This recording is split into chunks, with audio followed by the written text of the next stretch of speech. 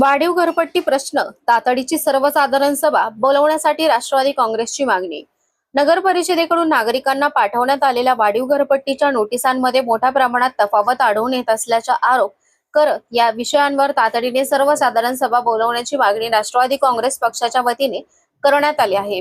या संदर्भातील निवेदन गुरुवार दिनांक 12 जून रोजी नगरपालिकेचे उपमुख्याधिकारी पापडीवाल यांना देण्यात आले आहे। नगरपालिकेने घरपट्टीच्या सुधारित आकारणी संदर्भात नागरिकांना नोटिसा बजावण्यास सुरुवात केली आहे।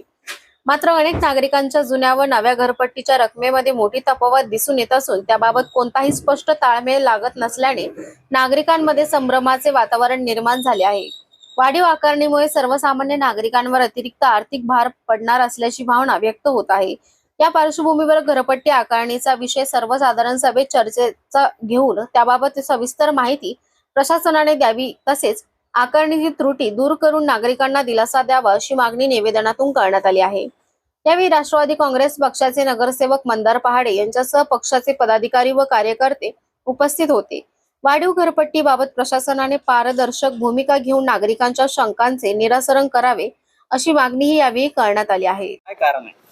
आज आम्ही सर्वजण राष्ट्रवादी काँग्रेस पक्षाचे नगरसेवक सर्व पदाधिकारी माननीय मुख्याधिकारी साहेबांना वाढीव घरपट्टी संदर्भात निर्णय घेण्यासाठी तातडीची एक विशेष सर्वसाधारण सभा बोलवावी यासाठी एक निवेदन देण्यासाठी आलो होतो।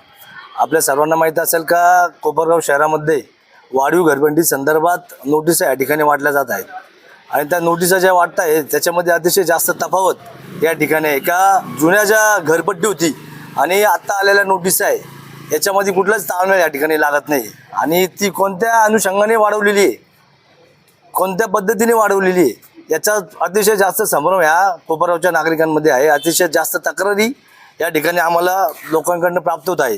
मी उदाहरणार्थ एक तुम्हाला नोटीस दाखवू शकतो या ठिकाणी का त्या माणसाला पहिले 6,845 घरपट्टी होती संकलित घर आणि आता त्याला 25,916 आलेलं आहे।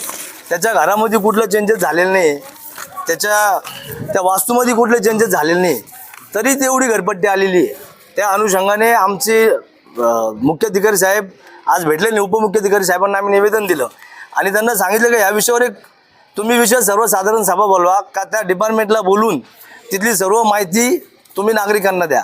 आपण बघितलं असेल गेल्या 4-5 वर्षापूर्वी अशाच पद्धतीच्या वाढीव घरपट्टीच्या नोटिसा या ठिकाणी नागरिकांना लोकांनी दिलेल्या होत्या। त्यावेळेस सुद्धा अशाच पद्धतीचं काम नगरपालिकेने केलं होतं। त्यावेळेस सुद्धा मान्य या कोपरगाव तालुक्याचे लोकप्रिय आमदार मान्य आशुतोष काळे साहेब यांनी मुख्य कलेक्टर साहेबांना भेटून त्यावेळेस त्याला स्थगिती भेटली होती आणि जुन्याच पद्धतीची घरपट्टी या ठिकाणी चालू आतापर्यंत होती।